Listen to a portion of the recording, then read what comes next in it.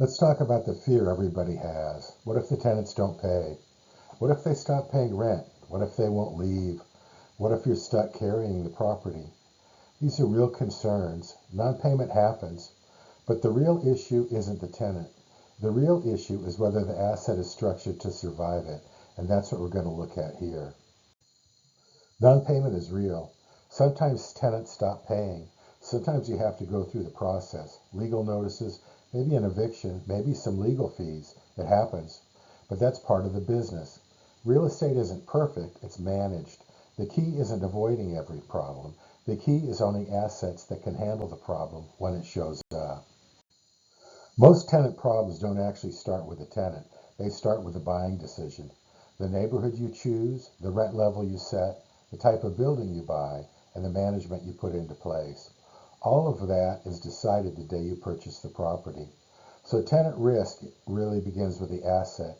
If you buy the right property in the right area with the right management, most of those problems are reduced before the first lease is even signed. Here's something investors learn over time. When the yield looks unusually high, you have to ask why. Sometimes it's a signal that the property is harder to operate. Tougher neighborhood, more turnover, more management issues. So the numbers might look great on paper, but the real question is durability. Can the asset perform consistently over time? Good investing isn't just about chasing yield. It's about balancing yield with stability and management reality. This is concentration risk. My brother owned a beautiful home in Malibu with one high-end tenant. She stopped paying rent, and the situation dragged on for nearly a year. Legal costs, property damage, the impact was close to $100,000. And the lesson is this: luxury didn't protect him, income level didn't protect him. Malibu held its value, but as a rental investment, that one tenant carried all the risk. One tenant means 1 point of failure. Here's the key question: how many tenants support the payment? In a single-family house, one tenant carries the entire loan. In a 4-unit building, 4 tenants share the responsibility. And in an 8-unit building, 8 different income streams are supporting the same type of payment. The more tenants you have, the more stable the income becomes. One vacancy hurts a lot less when the payment is spread across multiple tenants. Now let's stress test that idea and see what happens when one unit goes vacant for 6 months. What happens if one unit goes vacant for 6 months, maybe even a year? You can see that the shortfall here across the 3 property types. With a single-family house, the vacancy hits the entire payment. With a 4-unit, the loss is smaller, and with an 8-unit building, the impact is much smaller because the remaining tenants are still supporting most of the payment. So the more units you have, the less one vacancy hurts. In our previous example, the 8-unit building had a 6-month vacancy that created about a $1,500 shortfall. But that same building was already producing roughly $13,000 a year in positive cash flow. So instead of digging into your pocket to cover the vacancy, the property's own income can absorb the loss. That's the advantage of the right structure. Multiple tenants, steady cash flow, and a property that can support itself even when something goes wrong. Over time, that cash flow helps build reserves and keeps the investment moving forward. Reserves buy you time, and in real estate, time solves most problems. When something goes wrong, and occasionally it will, you're not forced into a bad decision. You can slow down, work through it, and let the property stabilize again. That's really what reserves do. They turn a crisis into a manageable situation. This slide shows the general eviction framework. I'm in California, so this is how it usually works here. Other states are similar, but the details can vary. Sometimes it's simple. The tenant realizes the situation and moves out. Other times the process begins with a notice to pay or quit, and if the rent still isn't paid, the case moves into court. From there, your management company handles the filing, the court handles the decision, and if necessary, the marshal carries it out. It's not something you want to do often, but it's part of the system when rent stops being paid.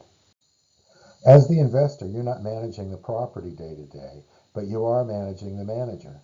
Every month you review the income statement, the rent roll, and how long vacancies are sitting. If everything looks good, you don't need to do much. But if a unit sits too long or something isn't performing, you step in. Maybe you adjust the rent, change the marketing approach, or ask the manager to move faster.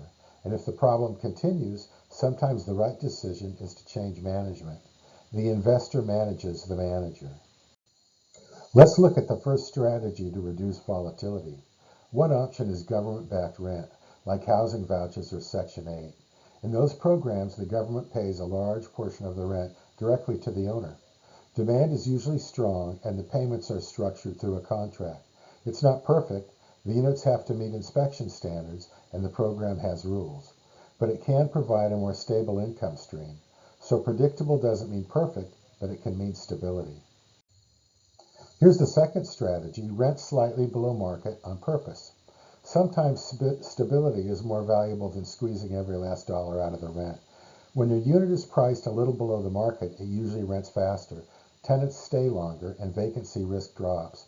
You become the affordable option on the block.